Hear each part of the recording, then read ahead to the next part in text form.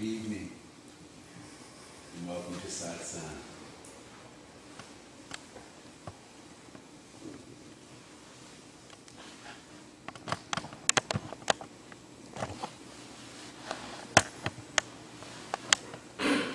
It's so good to see the old faces, some new faces. Yeah.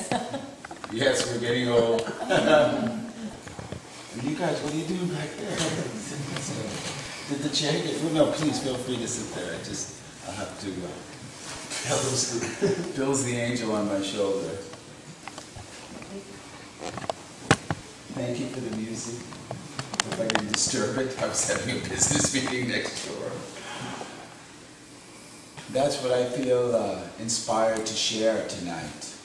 I feel that the group we're sitting with are beautiful, awake beings. And there are many people who are sharing nowadays. Some call it satsang, others call it various other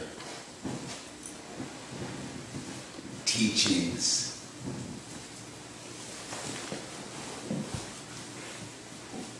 But what I like to bring to the table is what it's like to be awake in the world, but not of it. So instead of using our energy to try to wake up or try to create perfection in our life, try to improve our life, try to get it,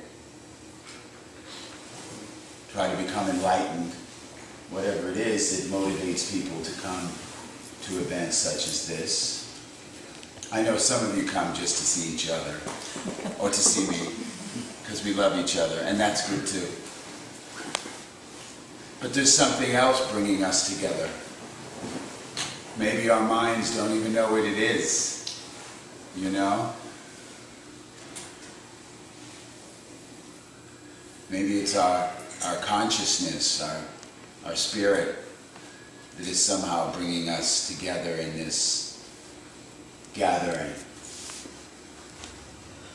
And if we honor the mystery, which I do, which I encourage you to, meaning don't try to figure it out, we just recognize, wow, it's a mystery how we all ended up here in this beautiful temple tonight, huh? I mean, I didn't know who was going to come. Some of you probably didn't know you were going to come until just a short while ago. And others who thought they were coming aren't here. So it's a mystery that brings us together. And it's a mystery that is being shared in satsang. So when we try to understand the mystery, when we try to explain the mystery, somehow it reduces it.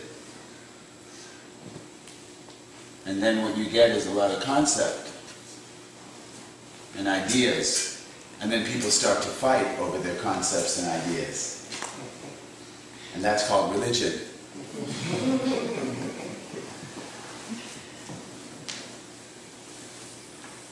So, I like to start where we already are.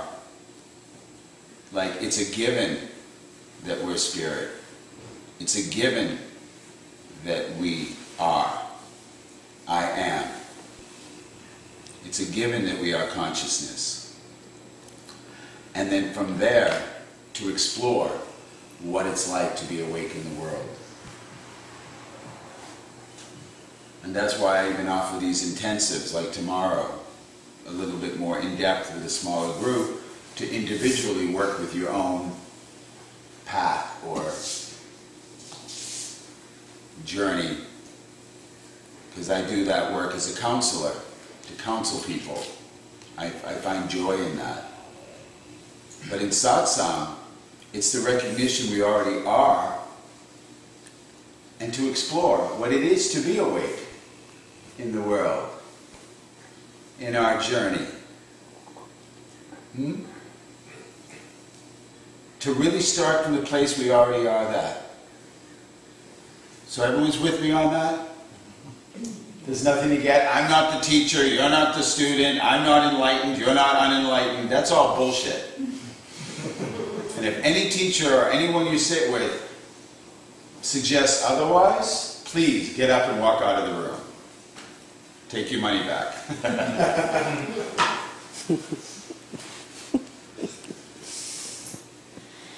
And because, I don't know if it's because it's 2012 or what, but I just see more awake beings than ever. Everywhere I go, I see consciousness in its full expression. You guys see that too? Living down here in San Diego, there's a lot of it. And so, my invitation is, now that we know this, okay, we've tasted it, we know that we are creator, we know that this is our creation, we know that, or we observe how our thoughts affect our perception.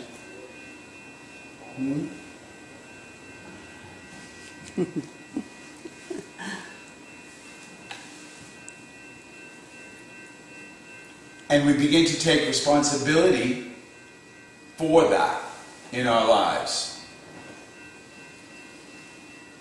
And so there's no more victim. There's no one to blame.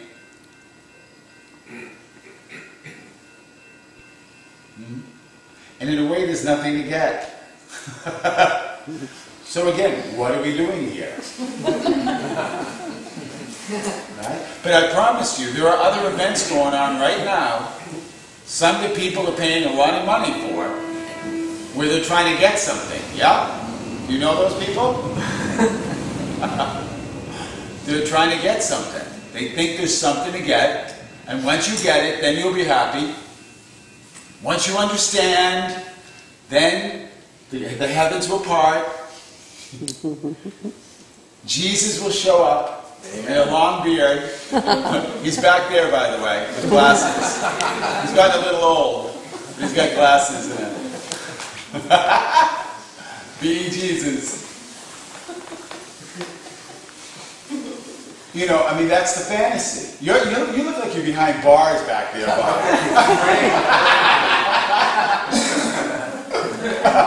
This is the metaphor. Yeah. Well, it's really a stairway. It looks like bars, but it's a stairway to heaven. So, this is my party. I've invited you to this party. This is the way Prasad likes to party. Right, Alan? You know? It's like some people have rock and roll music, or reggae, drugs and alcohol, lots of sex. But for me, it's just coming together in the simplicity and the silence. By the way, that silence is just gorgeous, beautiful.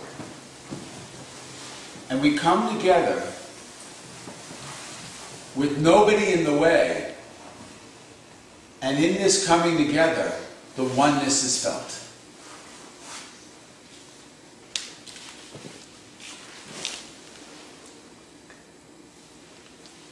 And it's that oneness that is experienced in the many that opens our eyes, there you are, opens our eyes to seeing it out there, in the world, in traffic, at the bank, at your job, with your family. And in a way, this is what church was and temple was, and still can be for some. But there was a time where people came together in this congregation to recognize this oneness. But then suddenly the worship trip happened. And people started thinking, I'm separate from Jesus. I'm separate from Buddha. I'm separate from Krishna. And I have to do something to earn their darshan, their blessing. their acceptance. So we're revolutionizing that in these gatherings, where we start already as perfect, as one with God,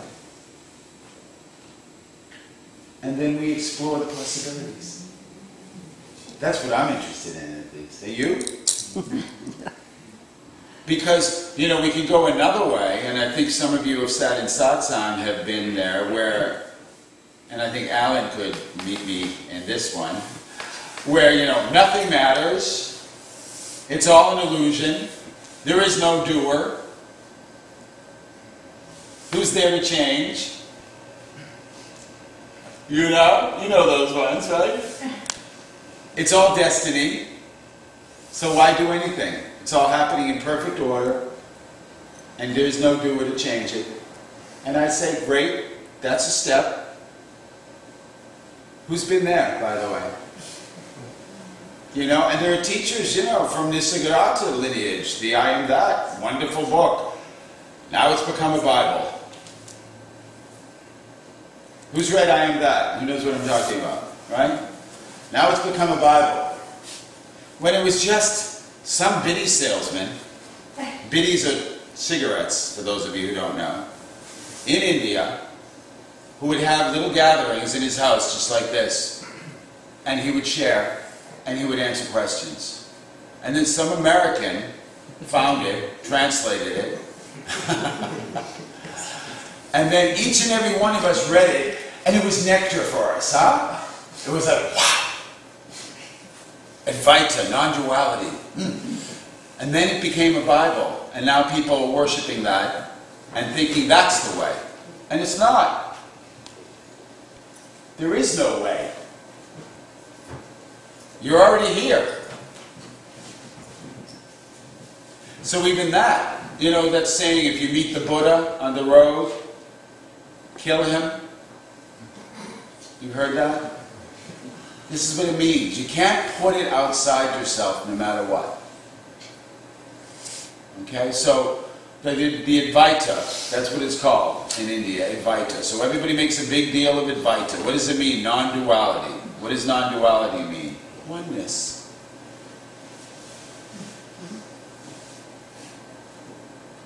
Doesn't matter how you get here, as long as you're here, which you are.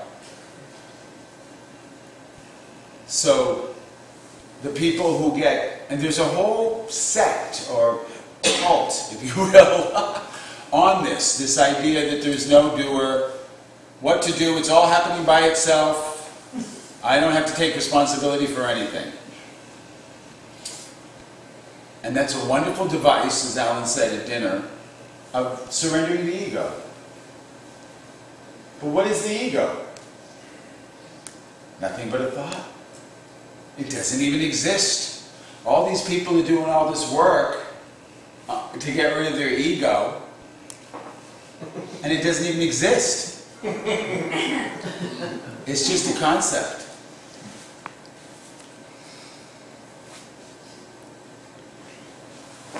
This is what the Buddha meant by form is emptiness, emptiness is form. It's one and the same.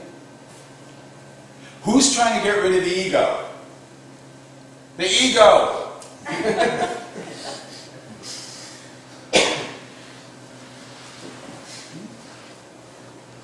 So I say that's all great. Everything I shared, religion, Advaita,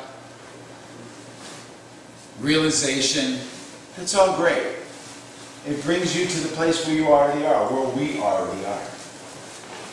Now from this place, what is available? When we take full responsibility for who we are as the creator of our own existence, how can we tap into this oneness and co-create together? Co-create perhaps a new reality that's never been experienced before.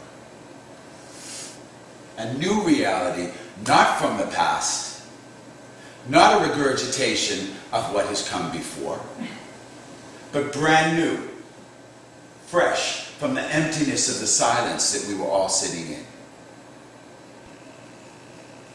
What would this look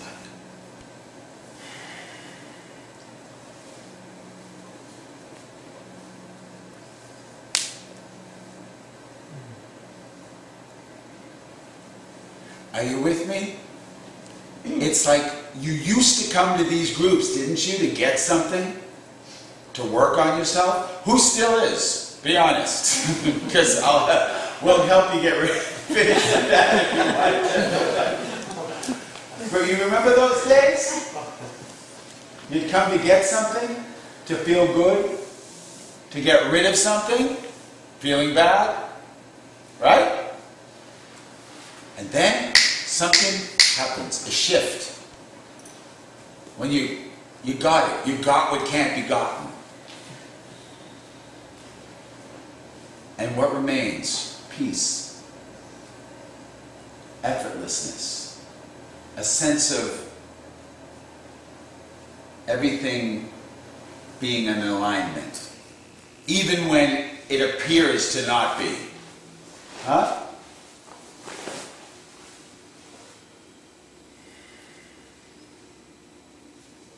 Now, the next level can begin. Where you're no longer thinking of your personal I, working on your personal issues, and your personal relationships, and your personal income, and health, and all the other stuff that actually makes you feel more separate from existence. Now, spiritual traditions have a wonderful device to help us out of that. It's called service, seva.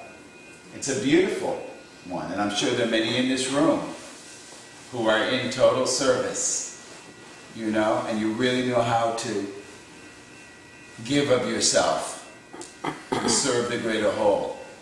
But even that can, after a while, become an identity that you can hide behind or what have you.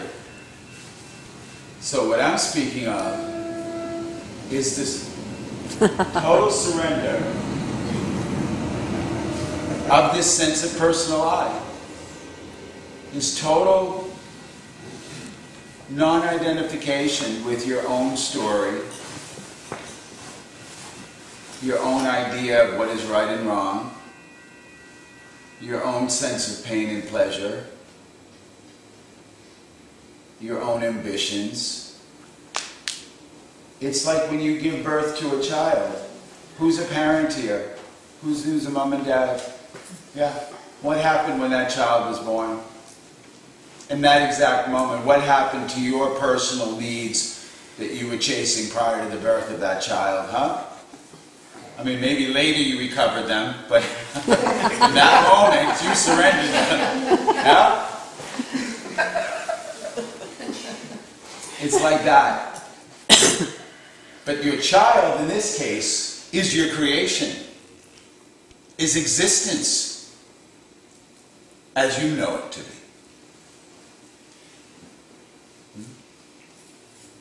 And we begin to cultivate that the way you raise a child. You begin to cultivate your existence. What you put in your body, what you put in your mind, where you put your body, where you put your mind. A discernment happens. You begin to fast from the thoughts that take you down and take you into separation and suffering and fear.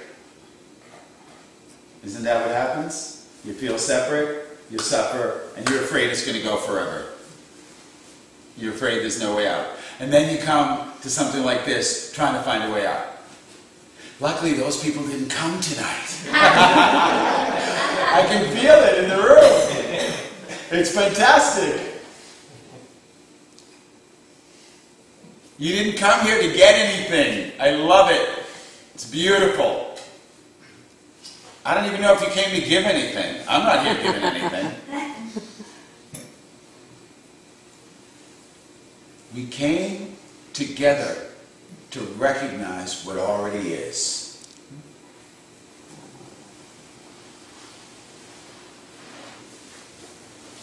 And I'm honored just to be the one channeling it in this second. The opportunity for you, each and every one of you, to channel is available tonight and tomorrow in my presence, but it's available every second in your own presence. And that's the invitation that prasad represents in your life. The challenge to be that in every moment. To stop worshiping God as an object outside of you and be God as the subject. So when we get out of the way with our personal I, we're available as existence to live life. We're available as life itself. There's no more separation between us and life. It's just one flow. And this is the same place where the people who surrender the doer get to. Right, Alan? It's like that's the other way in. There's many ways to get here. To no way. Because there is no doer. There truly is no doer. It's all happening by itself. As us. We are that is happening or not happening, depending on how you look at it. Huh? We are that. And now from here, what happens in this non-happening? I don't know if any of you have heard of my teacher. His name was Papaji. And they wrote a 3-volume biography about his life entitled Nothing Ever Happened.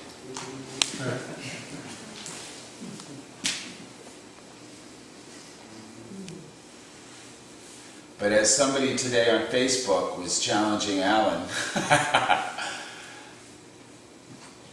he was saying that Papaji, he brought what he brought.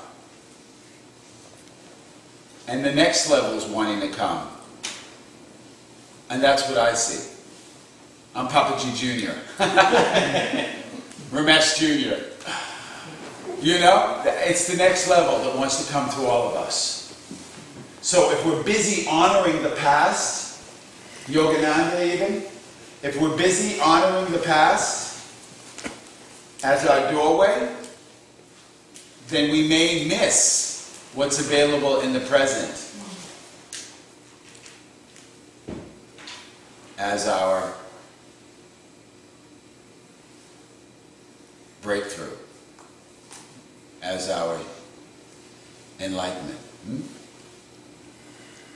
That's why the true teachers I've sat with have been very irreverent.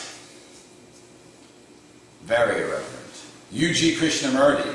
Anyone ever sat with him? Oh, yeah? Did you? No, I read all his book. Yeah. Oh my God. Yeah. I only have one thought. I only think about money.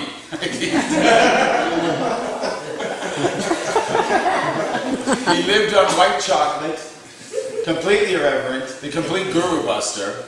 Ah, but that's my term. I used to call myself the guru buster until I met Papaji. And then I played the role for many years. Many of you sat with me. And now, I'm just here. I'm available for this invitation.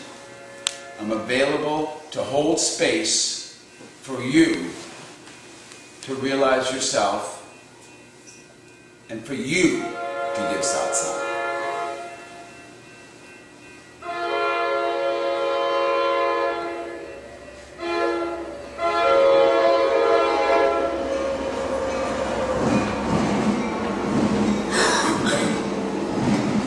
And I particularly am working with the youth up in LA and down here.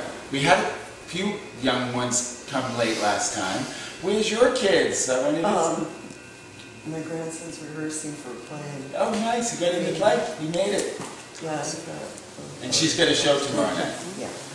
But I want to acknowledge that my nephew, my 19-year-old nephew is here, sitting in the middle of the room right here, Ryan. He came all the way from Connecticut via UVM. He went to school at UVM, and his dad and mom, his dad is my brother, they didn't quite get him. They perceived him as a problem child, when I perceive him as an indigo, or an enlightened one. And so they sent him to live with Uncle Prasad for the summer.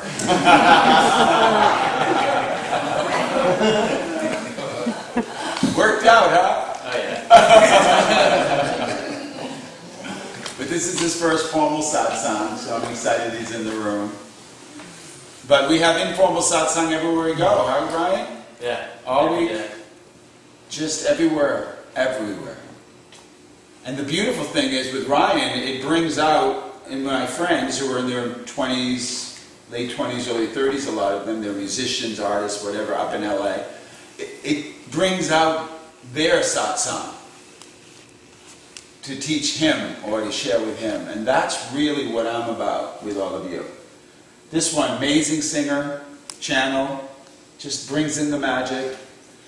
I'm just so not into anymore the hierarchy of teacher and student. I mean, I never was, but I'm really coming out with it. You know, I'm really not into it. And I had to hold space at Inner Directions. Was anyone at Inner Directions? You were, beloved.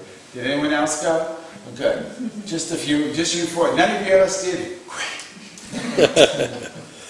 I'm so glad you're here. Because, you know, there were just all these teachers talking. Luckily, Matthew, who runs it, calls them presenters, so he doesn't put them on a pedestal. But I watched the people in the audience put them on pedestals, yeah? They couldn't help it. They were on this huge stage. But that's so old school. That's all I want to say. You get it, right? Yeah. It's so old school. This idea that there's somebody outside of me who's going to help me get it. And when we find someone and they don't help you because you're not helping yourself in that moment, you reject that teacher and you go search for another one. Who's seen that pattern? It's like chasing your drug of choice. It doesn't happen outside of you. It happens within you. And even if you get the grace to sit with an amazing awakened Buddha or master, the way I did with Papaji and the way Alan did, and many of you have, sitting with your dad. Even if you get that, it's when you're by yourself that counts, isn't it? It's when you've left the presence of that teacher, or left the presence of the Sangha, or when the medicine has worn off. For all you 60s people. When the psychedelics have worn off. It's in that moment that you realize yourself in a way that never goes away. What I like to call sustainable enlightenment.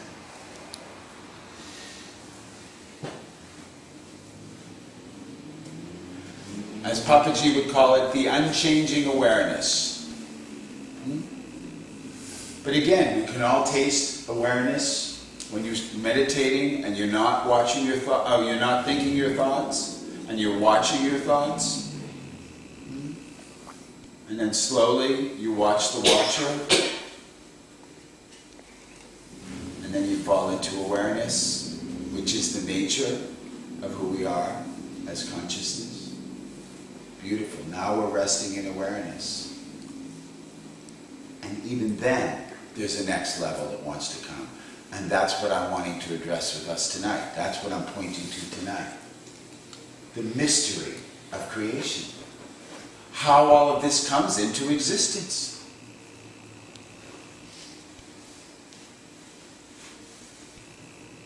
And to how to see it as perfect, even when it isn't. Or how to steer it into perfection. So, I hope you'll be playing afterwards. I want to hear, oh good. Like if you play guitar, Who plays guitar here? Anyone? Or any instrument. Come sit with us. Come sit with us here.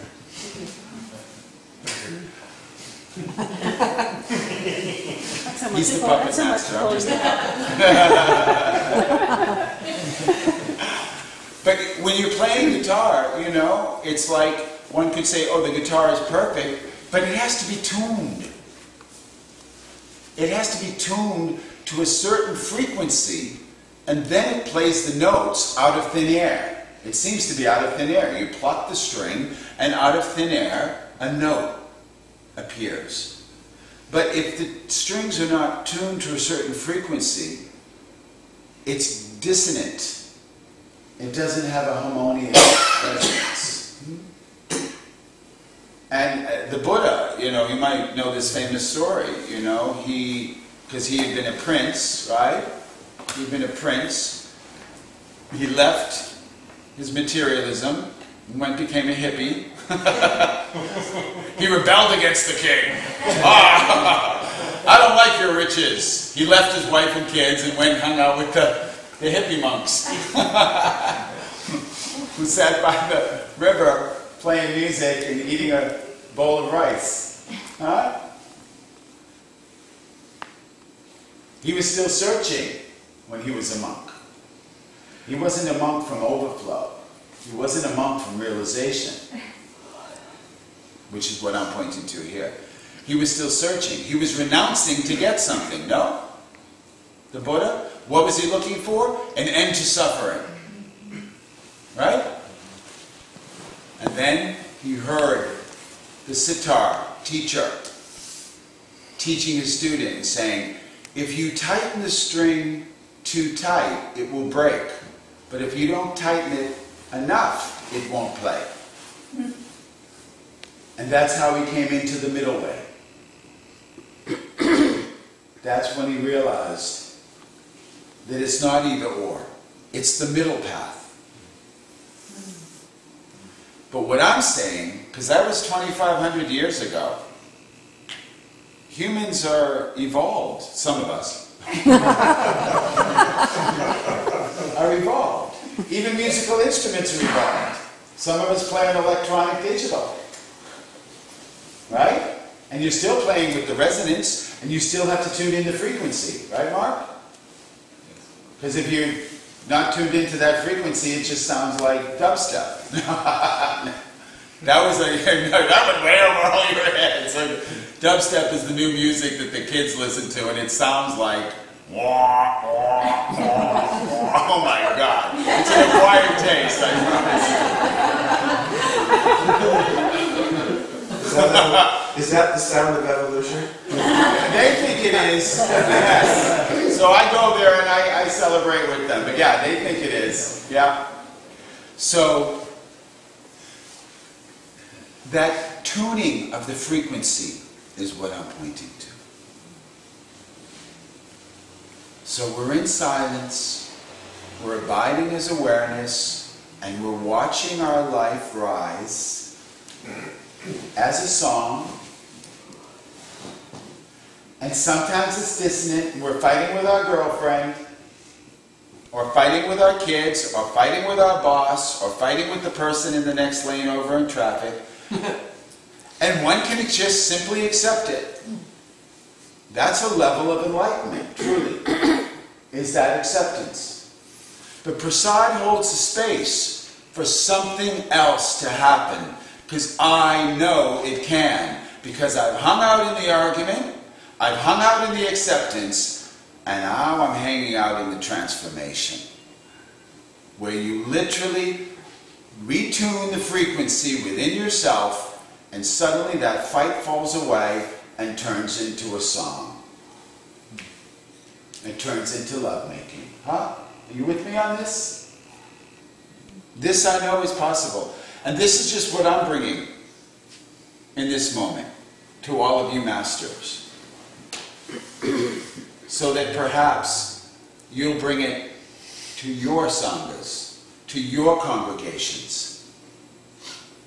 The possibility that, yes, we can tweak the frequency and raise the vibration of humans on this planet. Like beloved Alan is doing in corporate America. Do you know, by the way, his book, Awakened Leadership, was published this week?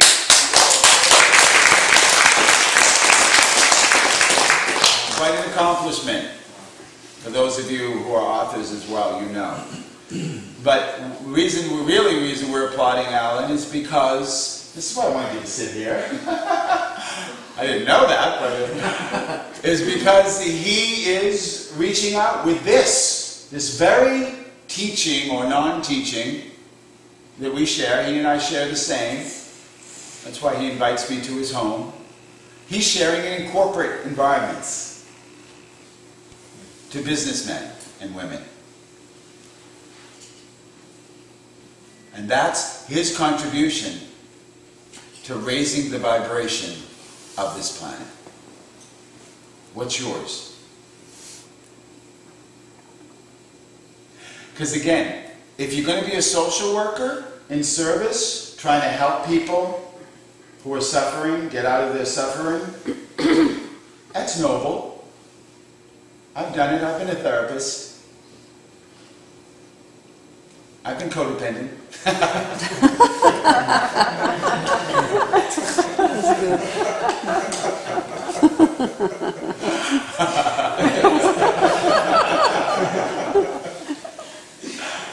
So it's noble. I honor you for that.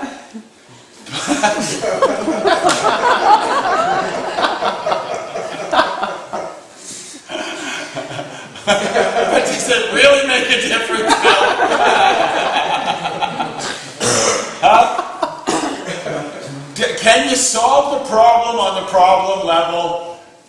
What's the quote from Einstein? Doing the same thing 1,000 times. Expecting different results. Insanity. So, because our thoughts are what helps manifest our reality, okay? You have a negative perception of life, you'll create that experience. A positive perception of life, you'll create that experience. You've all seen that, yeah? Then, if we're focused on the problem, to solve the problem, aren't we going to just perpetuate the problem? I love how Mark and his daughter are having telepathy over there. It's not working. But you're so far away from each other, that's the funny part. That was your teenager. By the way, I'm going to invite you to come and sing in a moment, so be prepared. Would you be willing to? Yeah, I just drank something cold. But okay. So, to focus on the problem, to solve the problem on the problem level, is the problem. And so the invitation is that we step out of the need to fix ourselves. We stop believing that there's something wrong with us that needs to be fixed. That shame-based, stinking thinking. And we step out of the box. Now that's meditation. When you meditate, right, Michael? You're witnessing the box. So you're not in the box. Right? If you're in the box, you're not meditating. I hate to tell you. If you're trying to get out of the box, you're just more box. Meditating is when you step out of the box and you witness, there's that box again. There it is. One more time. Here it comes again.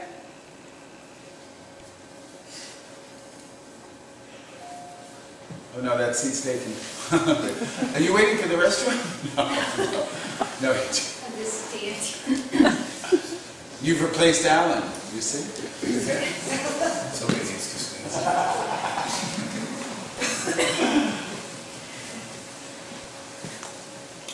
So when we step out of the box and witness the box, we are open to solution. Now, do you notice, by the way, the word solution? Who's in etymologist here. Is that the word I'm looking for? Who knows what solution comes from? Because check it out, it's not, we're not calling it an unproblem. We're not calling it a non-problem or a dis-problem, are we? It's a solution. So it's separate from the problem. So to solve, it comes from the word solve. Solve, solve. I don't know. The point being, we want to focus on the solution. And so what we're talking about here is intention. Clear intention. So my intention in inviting us to gather tonight is not to help you fix anything, get anything, maybe forget a few things. Forget your worries, come on, get happy. We're going to chase all the blues away. Sing hallelujah, come on, get happy.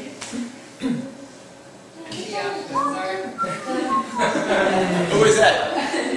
Get ready for the judgment day. Oh, that's why we couldn't. Judgment day? What is that? What is that? The point being, now that we're awake in our lives, we're not just maintaining them anymore. We're not just focused on survival. We're not just trying to avoid death. We're living as existence, creating as the creator, contributing as the one to itself, loving ourselves. Who loves themselves here? Yeah, I love you guys! Well, that's enough. Go share that. Because there are a lot of people in this world who've been tricked into not loving themselves.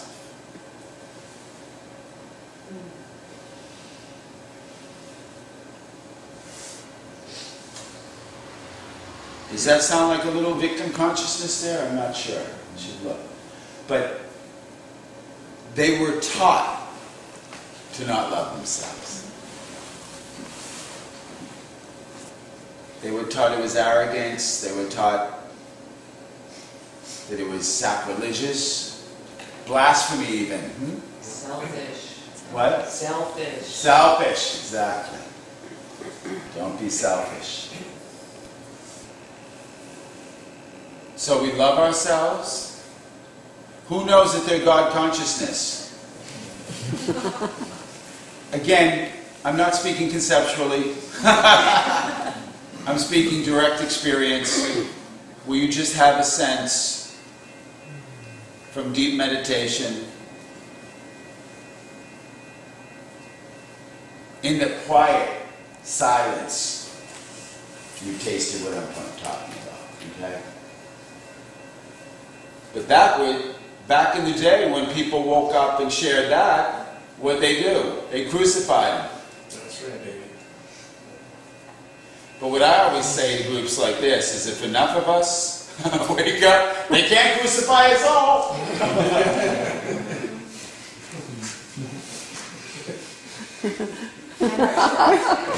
That's why I don't surf alone. That's why I don't surf alone. You don't surf Shark alone. can't eat all of us. Yeah. It's on your numbers. It's brilliant.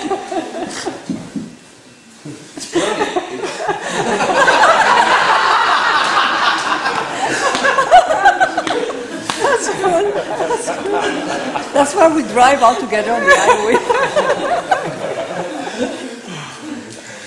It just gave me an idea. Okay, from now on we have to buddy up.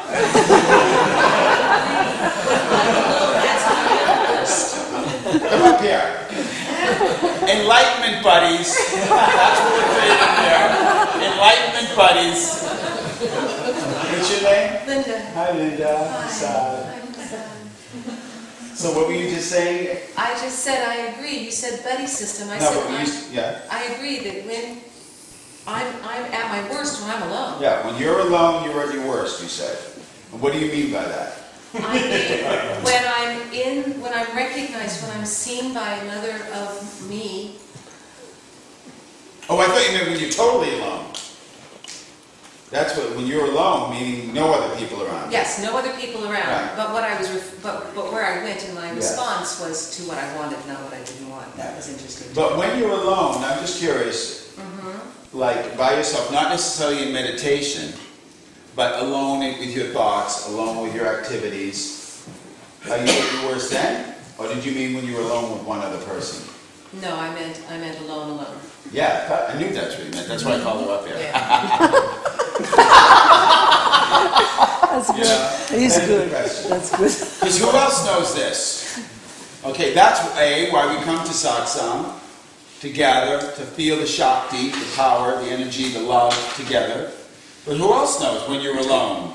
You can let your mind go. You're a little less vigilant. Anyone else taste that, like Linda? Because we can really address this right now. It's a beautiful thing to address. That you're by yourself and you have no reflection of joy and love like we have right now. Or no approval of ego, somebody telling you you're good enough. Are you checking your texts?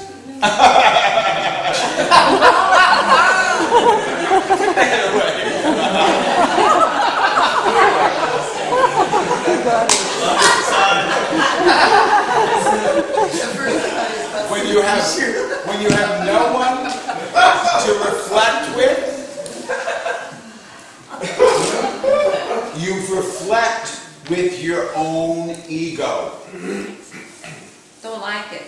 Well, yeah, well, like and not like is ego, but we're being discerning here. Yes, we're saying enough of that. Enough of that neuroses, enough of that stinking thinking. It's like you're reflecting with your own ego in those moments, and so we've learned a way to drop the ego is meditation. So that's the first way out, for sure. The first way, when you become aware of it, drop into meditation. And it doesn't last. It doesn't last long, but still, yes, it shows up. Yeah, I got it. Yeah, and so, or we reach out to someone, like in the 12-step program, it's called a sponsor. So you reach out to the person who you look to, who's your spiritual guide, your friend, your guru, your lover, right? And we reach out to somebody to get that reflection. And that's beautiful. Thank God we have each other for that, huh? Thank each other, not thank God. Thank each other we have each other for that. But it's those moments when you're alone that I'm pointing to right now, that Linda brought up, that I invite you to be vigilant. That I invite you to really honor the mystery, honor what you know, do your practice, whatever it is you want to, whatever words you want to put in there. But those are the moments to be awake. That's, like I said, when you leave the satsang, when you leave the guru, when the psychedelics wear off, and it's just you with you, those are the moments. And when you're dying, in your deathbed, you may have your loved one looking at you in the eye, but ultimately you die alone. So it's embracing our solitude and our totality and celebrating our oneness alone that allows us to go deeper in the reflections. And what was it that provoked your response even? I can't even remember. You said buddy up? Oh yeah, the buddying up. And that's what this is. The buddying up is so that we don't get caught in our own minds. So the buddy is somebody who reflects you back to yourself. Like I'm doing with Linda right now. A good buddy is true and clear and clean about it. And doesn't hold back. Oh, you're in your story. That's what the buddy would say. That's what the buddy would say. The buddy just says, you're in your story. Especially lovers. You're in your story. Now, the funny thing is with lovers, then they say, no, you're in your story, that I'm in my story. Yeah. But the agreement you have with each other's buddy is that when one person's in a story, and this is great for lovers and married couples, the other person holds space. Right, Pam? Yep. The other person holds space and doesn't go into a story about their partner being in a story. That's the moment.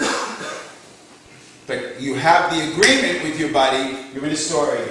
You don't have to say drop your story.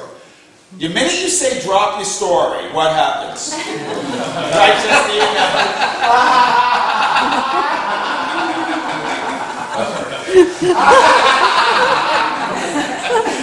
The minute you say drop your story, don't tell me to drop my story. You're in a story. But if you just bring awareness. And can we do that more gently by asking? Exactly. Are you in a story? Are you in a story? Well. Is that a story? No. The person might be in denial in that moment. So they could say no. Yeah, for sure. But the tone of voice reveals it. So the buddy, it would be like, but just like Linda says, you know, when your buddy's in the ocean, so one buddy's now drowning, there's no shark, but he lost his board, he's drowning, and the lifeguard always goes to the person when they're saving them. He doesn't say, do you want to be saved? You know, but he does bring awareness first before he tries to, or they'll pull them down. So if you're approaching someone you love who's in a story, be careful.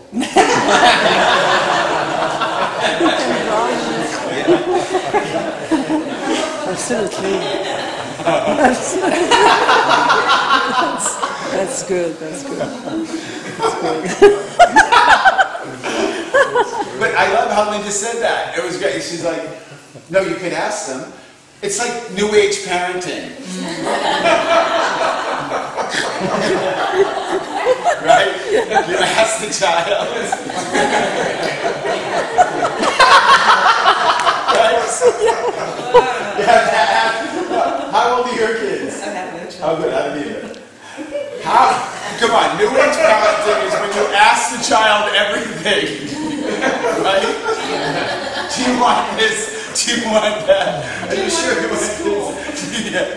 Instead of just like, no, you gotta go to bed now. You gotta, the old school parenting we had, again, it's the middle path, somewhere in there, in the middle, like the Buddha said. When the ego is being approached, if you ask it a question, chances are it's gonna lie.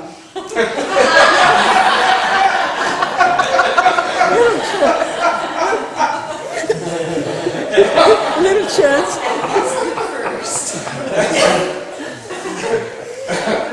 You know, it's his job. It's true. Exactly. So, and for everyone who knows what is a story, just to be clear, everyone seems to get it here, but a story is just a belief you hold in that moment that appears as real. That is not. It's not real, A, because it comes and goes, B, because you made it up in your mind and then manifested it in your reality, and C, because it's not the truth. The truth is the mystery. The truth can't be known. So, basically what I'm saying is that everything's a story, right? Yes. So, you can enjoy your story when you're not in your story. That makes sense? Yeah. When you're not in your story, you're creating your story as you go along and you're having a great time. Absolutely. Psycho killer. Absolutely. You know, it's a story. When you really get that it's just one big story, it doesn't touch you. It does not touch you. when you get to the character of stories. Exactly. And it's nauseating. You just play, it's a character you're playing in your story. Having adventures. Having an adventure. And so some buddies then get to that level. I know I'm in my story, let me be in my story. Okay. As long as you know you're in your story. And I can stay around or not. Exactly. Well, but, by the way, it's not as long as you know you're in your story, as long as you know it's a story. That I want to play my story. Because then there's laughter, like you're feeling here tonight. There's laughter. There's fun. There's teasing. There's love. There's acceptance. It's one of the fastest ways to drop a story. I used to do in retreats. Maybe we'll do some tomorrow. Sit-down story, we used to call it, stand-up story. And people would make fun of themselves. It was so amazing. It was so fun. So to make fun of yourself, that's one of the quickest way out of your story. You know? To make fun of the story. So, but you say you wouldn't want to stick around. Yeah. Who wants to stick around somebody when they're in their story? That's what you're saying. Well, you have a choice. Yeah. No, but the choice to leave, is that not a story too in that moment for you? I have some question about that. Yeah, well that's why we're looking together. It's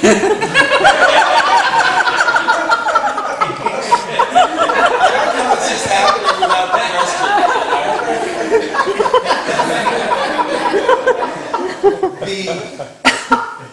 The yes and the no, the resistance to what is a sign you're in a story. If you have resistance to the moment as it's showing up, most likely you're in a story. Even if the ego pretends it's not, and uses the advice to shuffle or something, you know. Oh, it doesn't matter. It doesn't matter if I stay or go. Nothing matters. Or what have you. It's the resistance to what is that we're pointing to that creates the suffering, yes?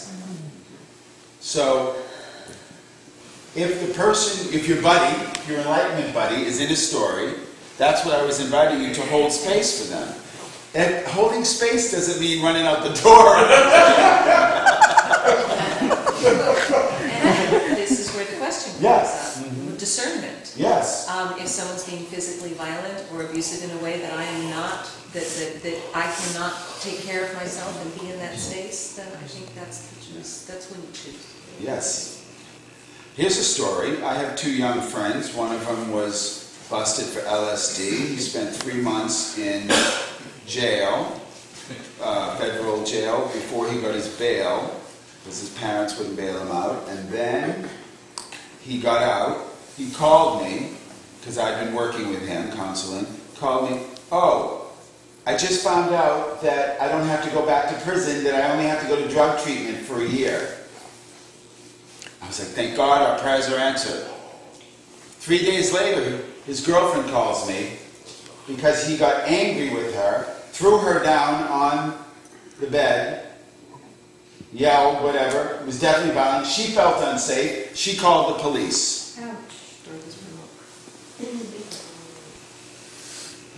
Who's in the story then? Aren't they both in stories? Yes. Well, one's in prison. But then... Well, one's in prison. No. Don't forget. Oh, you said it, Jesus. Okay. But now the reason we're getting this is beautiful. And again, tomorrow in the intensive, if there are people who come and you have little stories you want to work through, that's our chance to work through and really heal them. That's what we do in the intensive. We do some healing work. But for tonight, we're really just holding space for what's beyond the story. What some people call miracles. When we drop the story, when we surrender to the mystery, something outside of the box has an ability to happen. I've seen it over and over and over. So in this case, it kind of just went away. He called me and he said, because I was praying. What is praying? Intention. Holding space. Holding intention. No, he's not going to go back to prison. He's not going to go back to prison. Da, da, da, da. Counseling with the girl. Counseling with the guy. No, you can't see each other anymore. No, I guess it's over. Da, da, da. Next week, I'm visiting a friend, the two of them show up all in love. Yeah.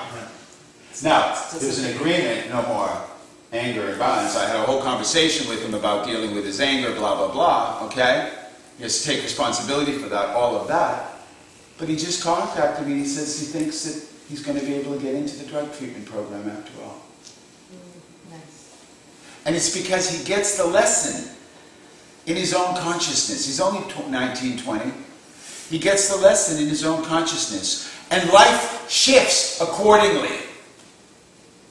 That's the beauty of this subjective reality that I'm pointing to. This next level that we're at, where we can actually, by shifting inside, shift the outer appearances. You with me on that? Yeah.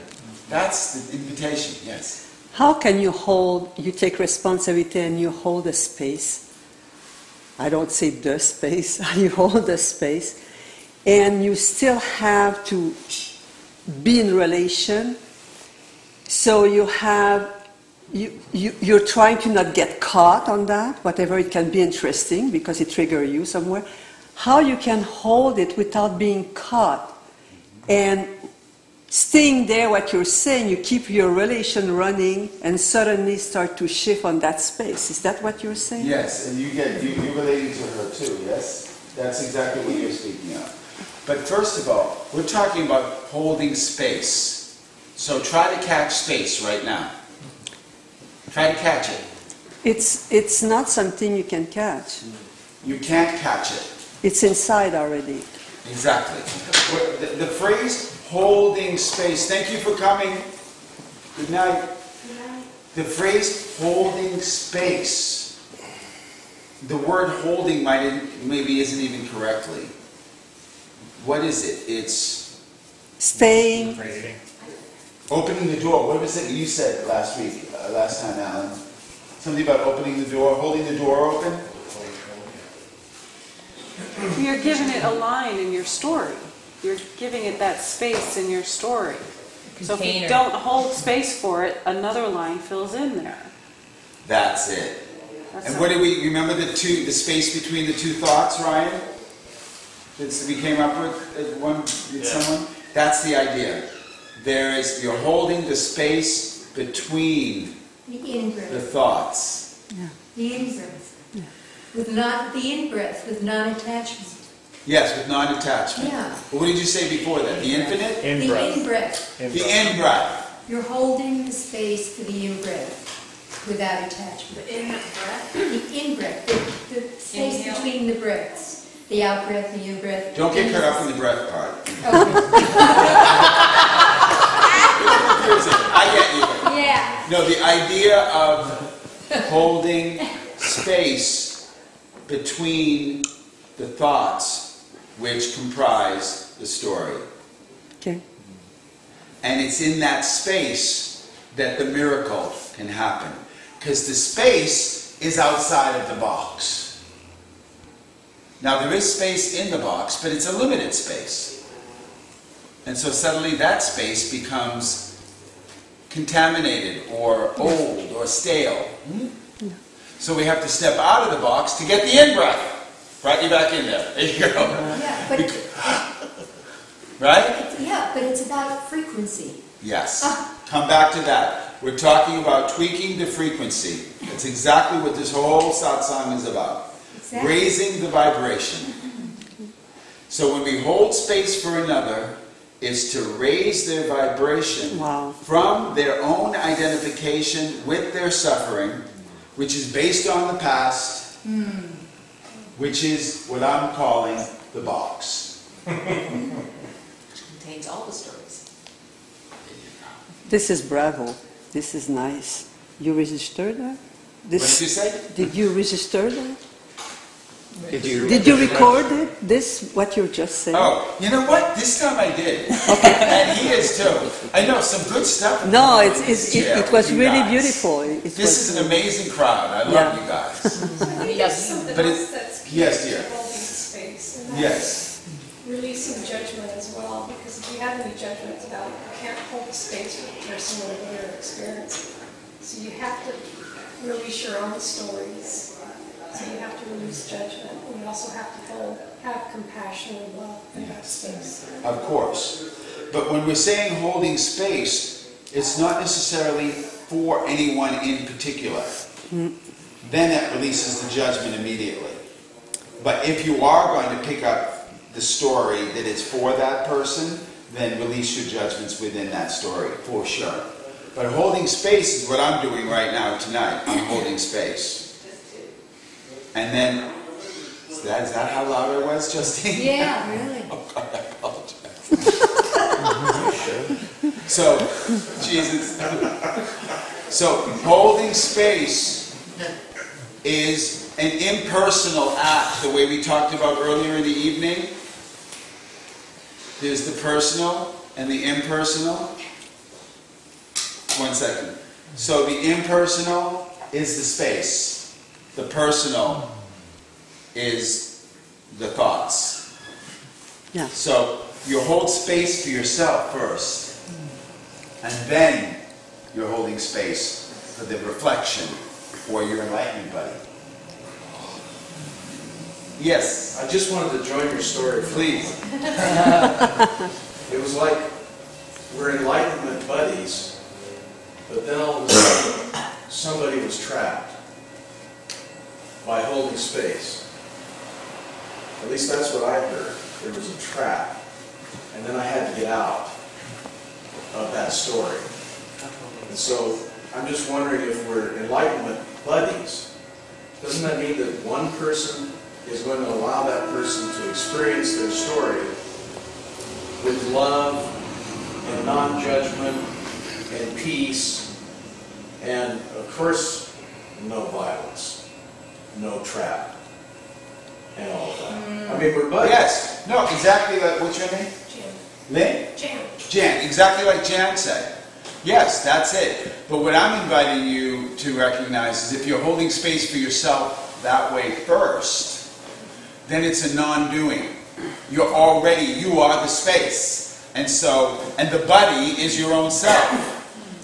Because there is no other in the oneness, right? So your buddy is your own self. And your buddy can be whoever is. And I'm just playing with this whole buddy thing. But for Linda, the idea of when we're alone, we have a tendency to drop our vigilance, to drop our frequency,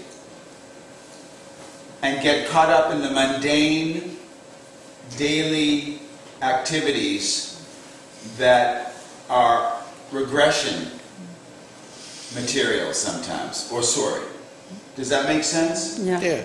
Whereas if you're with somebody who is holding space with you for enlightenment, your teacher, your sangha, your lover, then it challenges us to be awake. Your therapist. But I'm inviting you all, us all, I'm challenging us to do that alone first. To do that alone. To not expect someone else to do it for you. And so bringing it to satsang tonight and for us to explore it, that's the first step. Go ahead, what do you want to say? Well, it seems to me there's an interesting catch-22 in that, in the concept of time.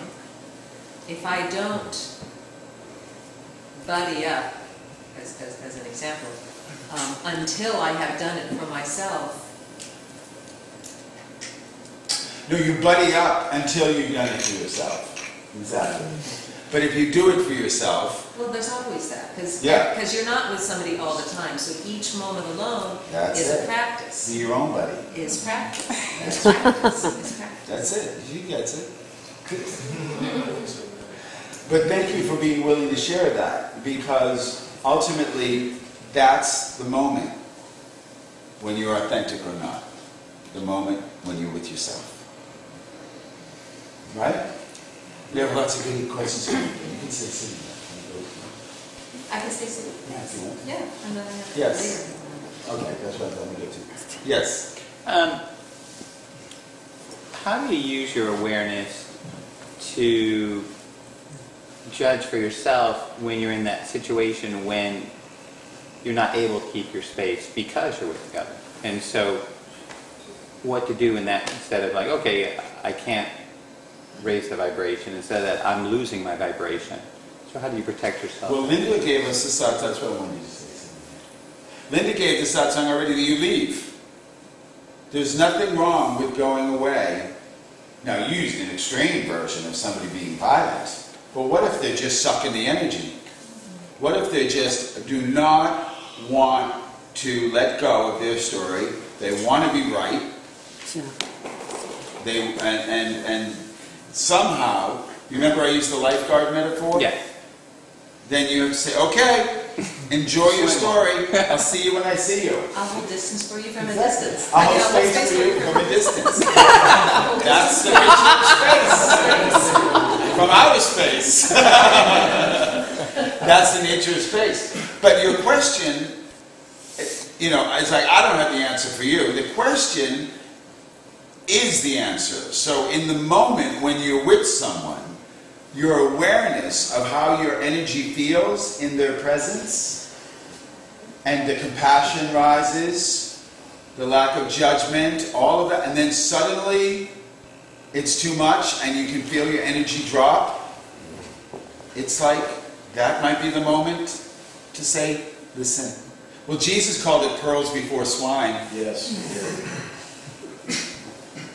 You know, and you say, listen, I love you, but I gotta go. And sometimes the very leaving is what that person needs to get it. That their story of losing you, you know, their story of jealousy or fear of losing you is actually driving you away. Huh? Right? So, it's a moment by moment. There's no answer, is what I'm saying, except the question in the moment for you to ask yourself in that moment, is this necessary?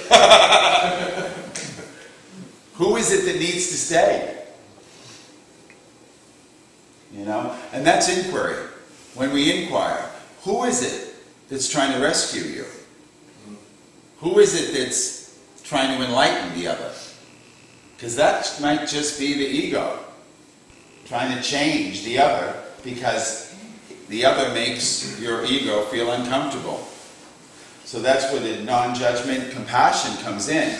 But again, it's not a doing. It's the absence of ego is where compassion is. Because compassion as a doing, as an expression of ego, is something else. It's pity. It's codependence. It's trying to get you to like me. But compassion from emptiness is space and is, I'm going to let you go through your suffering right now, because that's what you need to get free of it. That's compassion, isn't it? But I'm going to tell you, I know that you are, and I'm here when you're ready. Has anyone ever dealt with drug addicts and alcoholics? Okay? You can't rescue them. So it's like that. Isn't that what you're kind of pointing to? Somebody who's so caught in their story that it brings you down. It was just really beautiful the way you said it. Yes. So thank you for the question. You had one? Yeah, you kind of answered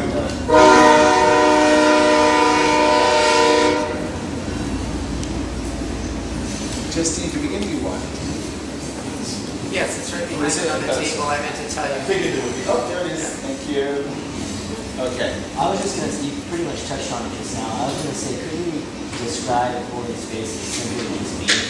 For example, if somebody says, how do I hold space? You explain to them there is no doing. Right. There is just being. Right. You actually just be that space. And it's more of a presence. Exactly. It's a presence. So the more you try to wrap your mind on what you need to do to hold space, the less that space becomes within the realm of possibilities. Exactly. That you, That's it, exactly. But I think what we're pointing to is more of the intention. It's the intention when we're dealing with the body. But let's come back to just being by yourself first, like Linda asked. So you're by yourself. What's your name again? Right. When you're by yourself and your story rises, like that train passing, that's a story. That's all a story has to be, is a train passing. And at one point it gets really loud. But if you don't run after it and jump on it and take it for a ride, then you're not going to go there with it. If you just watch it go by, which is meditation, then the story leaves. And what remains? Silence. Still. Love. Truth. Space. So Brian said it. It's you're holding space isn't a doing, but hold space for yourself first, and be that presence. And then in that presence, when you are with your buddy, it's the holding the intention is another thing that we're holding. And we use the word holding so it feels like this instead of this or this. You know, like this. It's this. Which I had is a really large bowl. Yeah, exactly. Just A large bowl.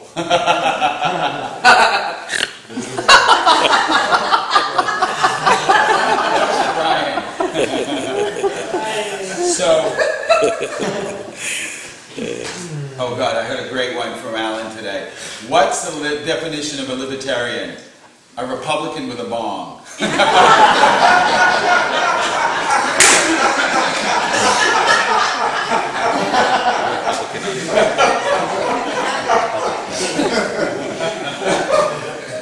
So, space can't be held, so it's a paradox, even saying it, isn't it? But we're in non-duality here, so we can embrace the paradox, and that's what you were touching upon. It's both. It's not an either or. So that's the funny thing, you can't hold space. So it's funny to even say hold space, that's what you were touching on. You can't hold it. Turns it into a process. Huh? Turns it into a process when you try Exactly. to... So there is no doer who holds space. So that's some new age concept. So maybe we need to redefine those words. What do we about really say? merging? What Oh, sorry. about merging? Yeah, it's gone. Yeah, quick one. See that? Good job, everyone. What about just to allow myself to merge instead of like holding space? Just to merge with that. Exactly. I don't have to hold anything at that moment, and I don't have to handle my body because this is taking care of it. Exactly. But is that fate, or it's crazy enough to drown on that? Well, we used the word faith recently, and somebody took issue with it as a religious concept. Yeah. But when you're speaking, are you sannyasin by any chance? No, Osha? no, Oh, no. you're speaking like it's beautiful. Oh. The idea of drowning, right? Totally, huh? But so every right? Yeah.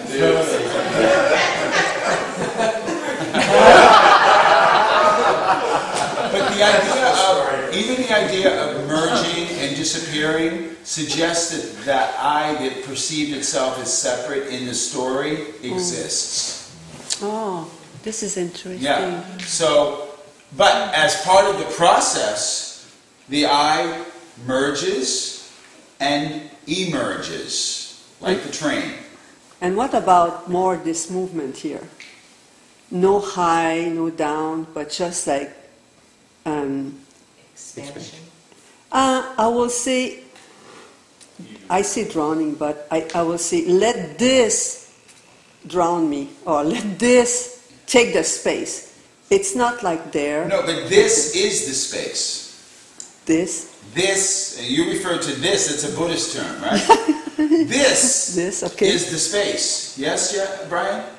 This is the space we're talking about. So the space is our true nature. So that's why I really liked what you said about between the two thoughts. Wow. The space is the awareness when there are no thoughts. Wow. Yeah. Dangerous. Lower mind. Dangerous. Yeah. This is really dangerous. Yeah.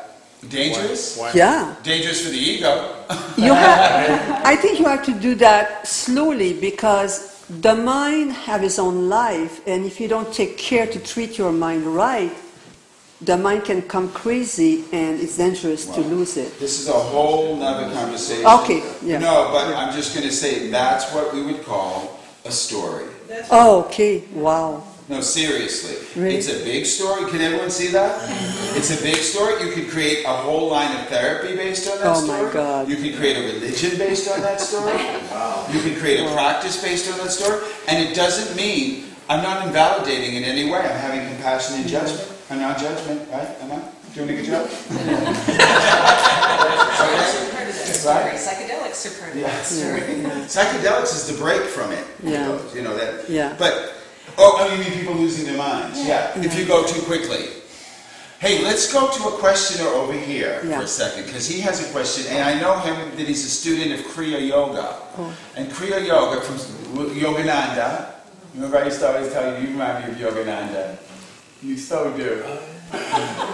And Lord. And so there are paths for people who feel the way you do, so that the process is gradual, so it's not dangerous.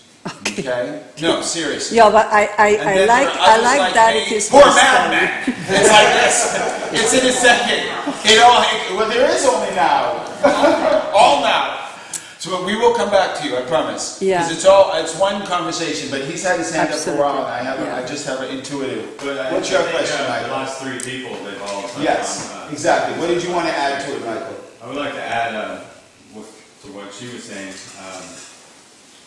to be a peaceful witness, to be in that infinity.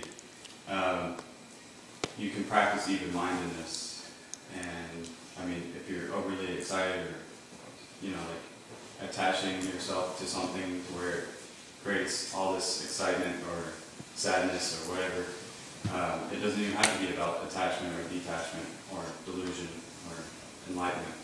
It could be about just like a radio, tuning in, attuning yourself, or static. The story would be static, the attunement would be being in that space, that infinite space. Holding a space would be a story. We already got stories clear are with that. created by samskaras, or triggered by habits, moods, and whims from past lives or this one, to play the drama of life. The drama of life is our story. But it's good. Let's really all look together. The idea of holding, it feels like ego, right? It feels like a process. You all agree with that. So, but space. Just talk about space, beingness, pure presence that we're all pointing to. What's your name, beloved? Danielle. Danielle. But now Danielle has brought something into the conversation about the danger. She says it sounds dangerous for one to let go of one's mind. Maybe it's maybe it's my story. Maybe it's not true. Good. I'm glad you're willing to see it, because that is within the mind. One can lose the mind. Yeah. But what we're pointing to is and the mind is the box. We're pointing to stepping back from it and witnessing it. Peacefully, of course. Non-judgmentally, with compassion, with presence. It's this that we're pointing to, and then how to do it with the other. That's so far where we've gotten, right? And I love it. Everybody wanted to. Rose, you had something? I just had a question in regards to being the witness. If it becomes efforting, is that a good marker to use when we're engaging the ego? But so when you're witnessing, it feels efforting? When you're able to identify the efforting. Got it, exactly. When you're witnessing and you feel there's effort, or what one would say a doer, then that's a good sign in that moment that that's your ego, trying to achieve something, trying to get something, right? Is that what you speak of? That's why I like to call it effortless grace. That's another word for space. Yeah, grace. Effortless space. Grace, space grace. Flow, it's flow, it's being Flow, in the flow. flow for sure. Existence itself, beingness. These are all words for it. It just occurred to me that really holding space means being in the moment and being open to the infinite possibilities of that moment without bringing any story to the moment. Yeah. That's it. Any static. Static. Holding space is being available to the infinite possibilities of the moment without attaching any story to it. Just being present. That's what I call being outside of the box. Nice. Yeah. Yes. Was there someone here before Marcella? No. I said, Remember just be Marcella? present. Well, I love that everyone's jumping in. To me, it's all what you identify with. If you're identifying with the resistance and with, the whole drama of it, then, you're misidentified. But if you're just observing it and you're not identified with it, then you're free. And who are you really? Are you the freedom or are you the holding on? Try to hold on to that train. Your consciousness goes where your attention is. Yeah. What, Bob? Oh. So your consciousness flows where your attention is. Exactly. Energy flows, or what Michael said, consciousness flows where attention goes. Abisha, you want to say something? Yeah, I was just saying, when you're present in this moment, you can experience everything without getting identified, if you are present. Maybe. So now let's come back to I love the sharing. So this is it. This is satsang with prasad. It's when we're all sharing. No one has the answer. It's a mystery. But we're all available to it. And it's all available to us. So, when you're alone and your mind rises, or when you're alone and you pick up a story, and there is no enlightenment buddy to call, who do you call? Ghostbusters! It's just a story. It's what everybody is pointed to. You drop your story. I'm in a story. That's why Rose just added that to it. That, if it feels like effort. So meaning, and that's where the non-judgment comes in. So you're in a story, you sure you're not in? And here's where the question comes in. You sure you're not in a story? No, I'm not. Okay.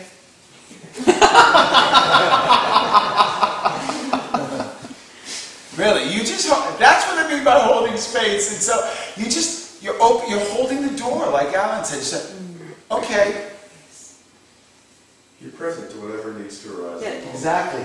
But you're present in a place that is effortless, that doesn't want anything. Everything you've all been saying, that's what the holding part is supposed to be pointing to. It means there's no rush. There's no push. There's nobody pushing for anything to happen other than what it is. But you're bringing your awareness to it, you bet you, sweet Bippy. Because I'm not going to just sit here and let you dump your story unconsciously. Why? That's not loving you. That wouldn't be very loving, enlightenment, buddy. Right?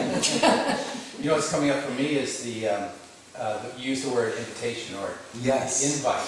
That's kind of what we're holding.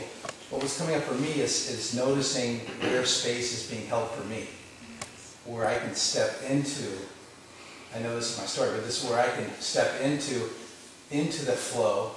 And I'm wondering if that is the flow, or the spaces that are being held. Now, there are spaces held for you.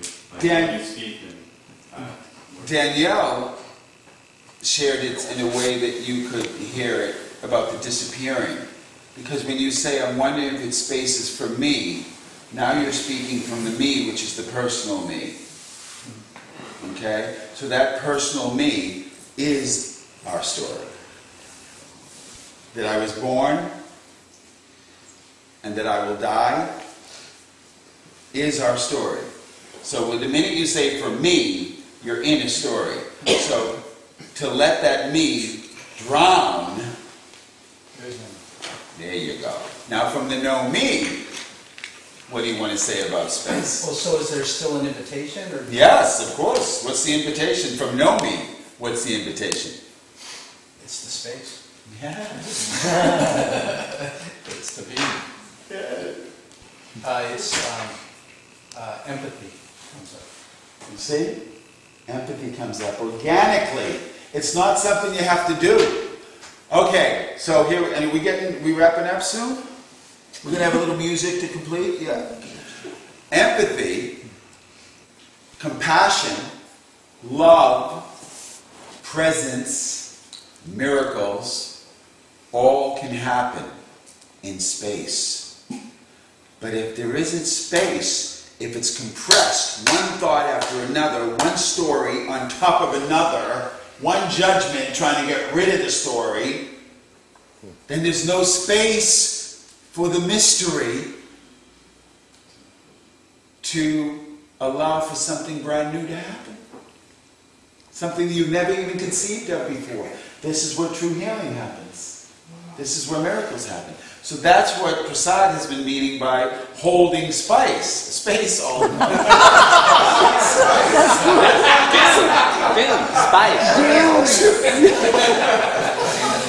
You know? So that's, it's like, don't fill it up yet. Don't. You're empty. We're empty. We're empty. Let's stay empty.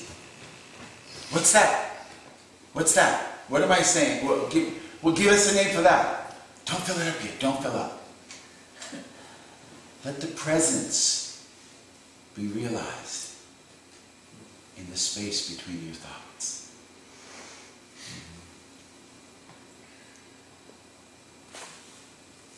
And again, it's the mystery. We can't say it. So we know what we mean by it. Use whatever words you want. But, okay, so when you're alone, hold space for yourself. Maybe I need to comment. Yes, you have another question. Go ahead. Well, I've had this Yeah. one. It's about the word hold. Yeah, And you I know noticed we've that been dealing different with that. people were looking at hold. Yeah. And what I noticed is that some people were like, what does this mean if I hold space? Or if I hold space? Mm-hmm. And I noticed that each of these are, Yeah. as opposed to the supporting, Exactly. the open, calm, easy, there's no capturedness. Another way to look at that is to depersonalize it and recognize that space is always being held. And the question is whether or not your ego allows yourself to see yourself as properly located or small enough to actually nest in the space that's always being held. You don't actually hold anything. Nice. Now, this is Alan coming from the, we don't, you know, from, what did I call it before? The nihilist or the, because we don't hold anything. He's talking about the ego. The ego does not. So the process of recognizing what Alan just described is crucial to get to this level that we're talking about. And then, as existence itself, we are the space.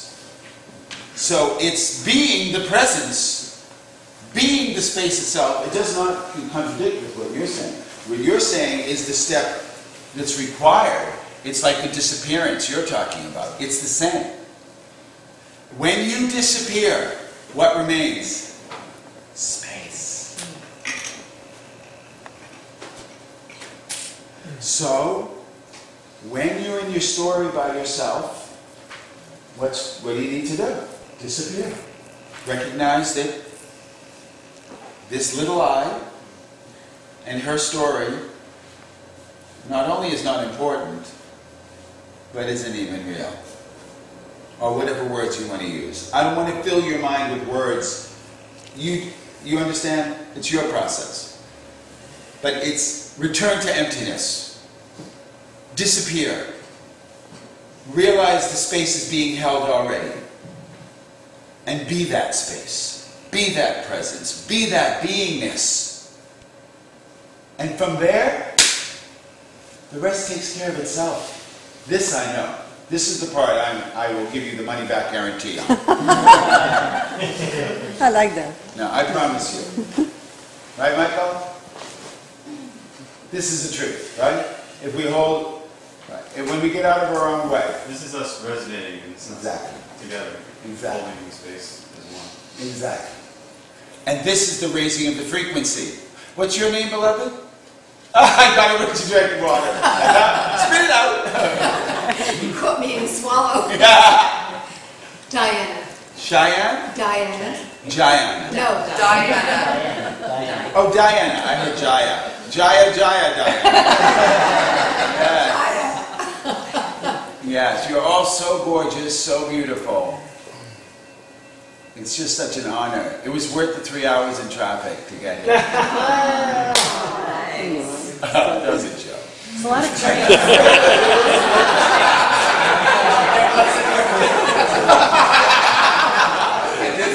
No, the traffic. Exactly, I could have taken the train. By the way, and the train, speaking of the train, this was when you were talking about holding space this way, I had the image. Here it comes again. Here's the ego. Even though the train is the ego in the metaphor, right? Now there's two trains coming at each other, and then the ego who wants to hold space is standing between the trains. You know? No, that's not what we're talking about. That's the super being, the Superman ego. It's really...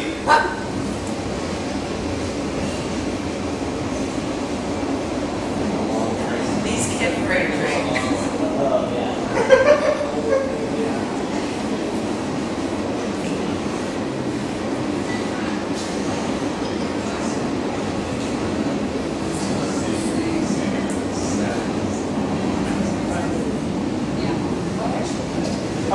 Another question? Oh, we have time. What was your first question? Well, you said... Oh, no, about being alone. No, Oh. the first question I had to do with, Yes. you said about finding that in meditation, Yes. finding the space. Yeah. And the first thing popped up with me is, what about that place where it's just the joy? That's it, though. That's in the space. When there's space, Meditation or the joy? it's the same. Same thing. The joy is the presence. The silence is the emptiness. Emptiness, presence, it's all the same in the space. But there's no room for it when we're in our story. There's no room for it when we're in our minds, when we're in our thoughts. There's no space for it. And we don't even hear it. You can't hear... Which one's the dish player? What's your name? Barbara. You can't hear Barbara's dish when the train's going by. As gorgeous as it might be, the mellifluous vibration,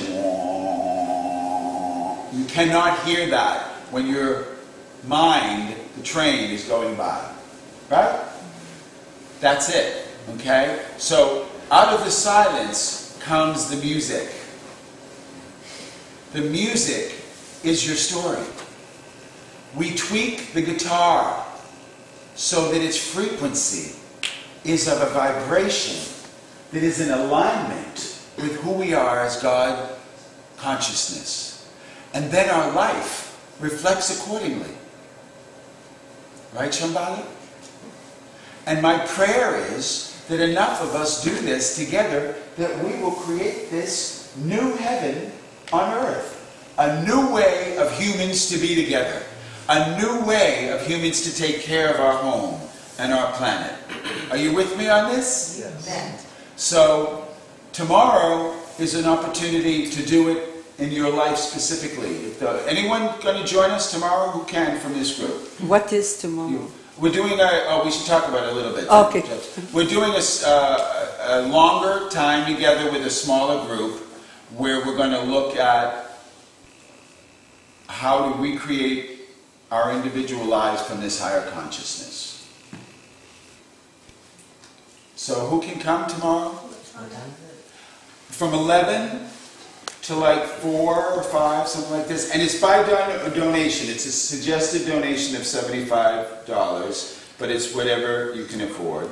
Tonight is by donation too. Did a basket get put out, Justin? Yes. Right. There's a basket if you enjoyed tonight, you'd like to support the work Prasad does, please make a donation. Yes? Is there a possibility of having a satsang tomorrow night as well? Would you rather have a satsang tomorrow instead of an intensive? Like a 2-hour satsang? Not tomorrow night, it'd have to be in the day. You're not available in the day, you mean? We're available. Oh, good. But, so is it a question of how much time? Who would like to sit together again tomorrow, or who's available to? So, great. So, it's a question of time? What time works for everybody? What time is Do you want to do 11 to 2? What time do you? 12? Maybe 1, 2, Yeah. 1, 2, 3, 1 to, okay, I love this idea. See, we're creating together. So what works? You want to do 1 to... 1 till 3 or something like that in the afternoon? I can do one. Are you coming to me? so we can I was noticing, I was dancing around the edge, but I also noticed that the people who raised their hands for the satsang are not the people who raised their hands. Exactly. That's why I wanted to create something that works for the most amount of people who want to be here together while I'm here tomorrow. So I would come for a shorter period. that's what I'm saying. Yeah, like, let's do a 3-hour together tomorrow. By donation, the 3-hour starting at 1 to 4. Because I wanted to leave at 4, get my nephew back to LA. Does that work? Or 5? I can make it 5. I love it. So who will join us tomorrow between 1 and 4? Brilliant. Brilliant. I love it. So that's what we'll do. And here, same here? temple? Right here. Okay. Oh yeah, right here. Right now. This is great. Gives us a little time to take a walk on the beach tomorrow. I love it. And again, it will be by donation, the same as tonight is. If anyone was planning to come tomorrow who's not here tonight, we'll let them know at 1 o'clock. But this is beautiful. Okay. Now, I'd like to invite you up for a song. Is there music or? Oh, do you prefer to do it tomorrow? I have a meeting tomorrow. I can't. No, you want to come and sing something for us? Like what? Sing your song.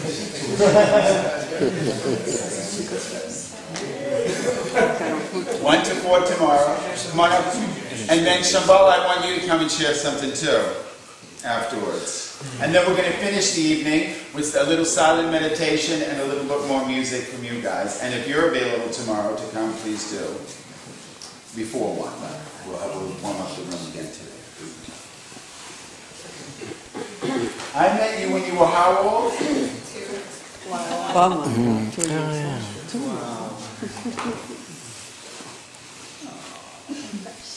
Is it hard to sing on the color for you or okay? It's hard. Mark planted the seed in my consciousness. Okay, we're going to bring the whole piano and everything, but that's okay. Wow. Something There's some right over here. based on what you felt tonight, a little bit. Choose something that inspires for that if you have anything. Maybe not go too dark for that. Well, that's a judgment. So we're going to Do Amy Winehouse. We do our part. Okay. Yeah, Amy Winehouse is a good idea. Yeah, that's Would you like some backup, or would you like some harmony? I don't know. No, she has a beautiful voice. It's just the, I think it's the lyrics she's questioning. Do the Amy Winehouse songs. You got it? No. I'm not doing this whole thing. I don't mean to put you on the spot, but I do. A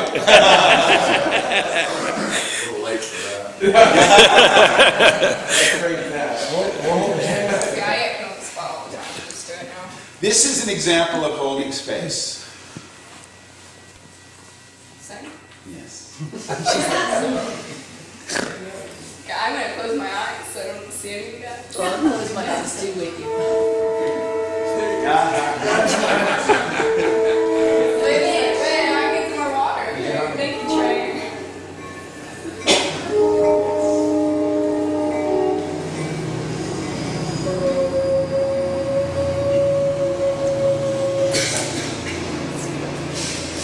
It's just a coaster.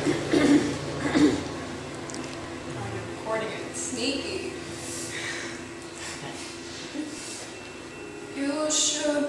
stronger than me. You've been here 7 years longer than me. Don't you know you're supposed to be the man? Not pale in comparison to who you think I am. Always want to talk it through. I'm okay. Always have to comfort you when I'm there. But that's what I need you to do, stroke my hair. 'Cause I've forgotten love, young love's joys. Feel like a lady, and you my ladybug. You should be stronger than me, but instead you're longer than frozen turkey. Why'd you always put me in control? All I need is for my man to live up to his role. Always wanna talk it through. I'm okay. Always have to comfort you every day. But that's what I need you to do. Are you gay? 'Cause I've forgotten her love, young love's joys. Feel like a lady, you my ladybug. The respect I made you earn. Thought you had so many lessons to learn. I say you don't know what love is. Get a grip. Sounds as if you're reading from some other tired script. I'm not gonna meet your mother anytime. I just wanna make you mine. Please tell me why you think that's a crime. 'Cause I've forgotten her love, young love's joys. Feel like a lady, and you my ladybug. You should be stronger than me. You should be stronger than me. You should be stronger than me. You should be stronger than me.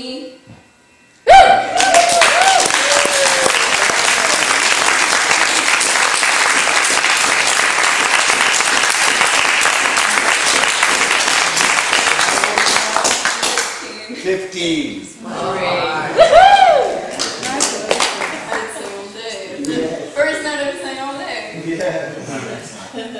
Thank you. Nice work. Keep it up. Thanks. Let's talk about your meeting tomorrow. Do you have a poem for the group?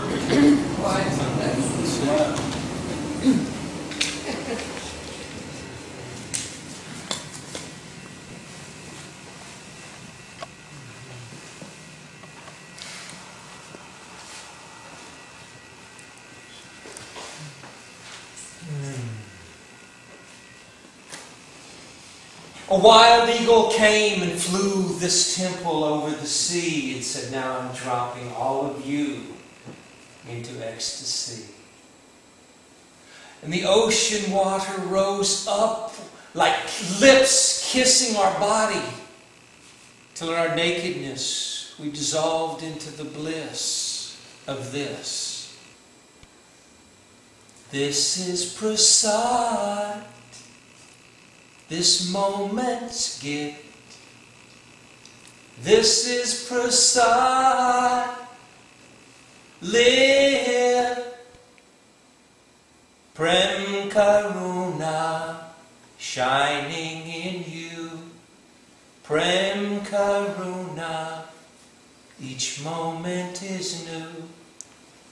Emptiness and ecstasy, beloved, so true. All of this is happening. Ooh. The miracle of this moment is shining so clear.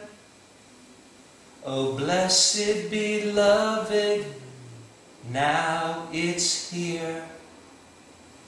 This is prasad, the gift of life. This is prasad. It's all right. It's